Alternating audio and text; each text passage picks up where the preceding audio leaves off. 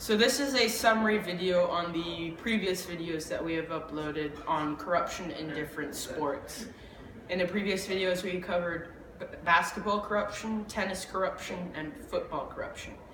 Here I'm going to talk about different cultural perspectives on corruption in football.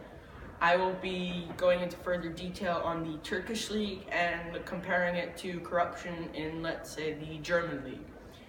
So in the Turkish league, it is well documented or well known that fans of certain clubs, or ultras, which are hardcore fans of these certain clubs, will do anything in their power to make sure their team wins. For example, a Galatasaray fan may attempt to bribe the referee before an important game against Fenerbahce to make the game work in its favor so that they can potentially win the league. And so in the Turkish league, it is not seen as entirely a negative, but more of a technique to help your team win.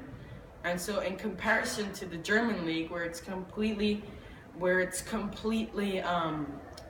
illegal to do any method of corruption, and you see it in the league, it's a lot cleaner.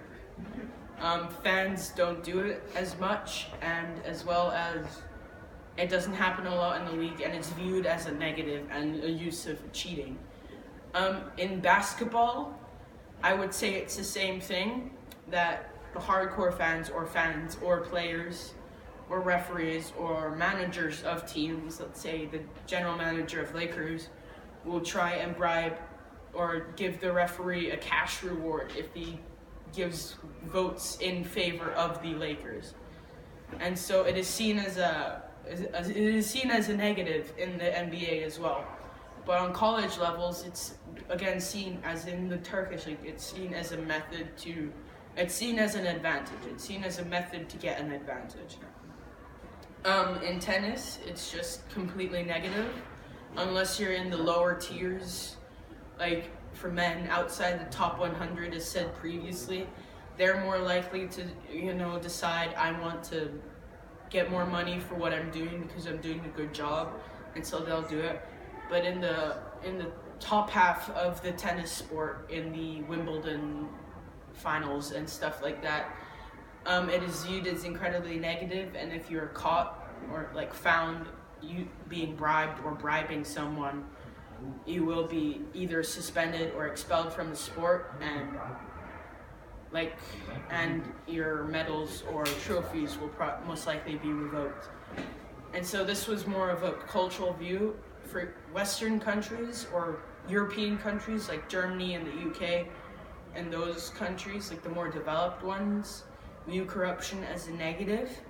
But countries, for example, Romania, Turkey, in their culture, it's viewed, or not in their culture, but in their culture of the sport, it's viewed as a method to gain an advantage. In the NBA, that's an American sport, and so Americans view it as a very negative idea, yet still some see it as an advantage, but in whole, culturally, it is viewed as a despicable means of winning. And finally, in tennis, which is all over the world, lower tiers, which may happen in Balkan countries or in Baltic countries, players are not more likely, but culturally it is seen that players from those regions who are in those tiers are more likely, not to sound mean or anything, but are more likely to, let's say, take $100 bribe to throw a game, or use $100 to bribe a referee than, let's say, Roger Federer from Switzerland. And so culturally, from these regions, it is seen as more of a use to get more money, but Western countries, Germany, Switzerland, France, Spain, they see it more as a negative.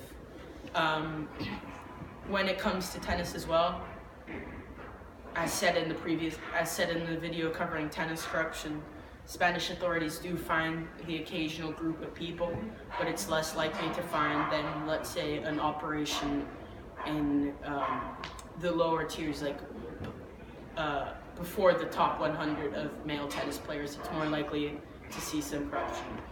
And so this was more of a summary and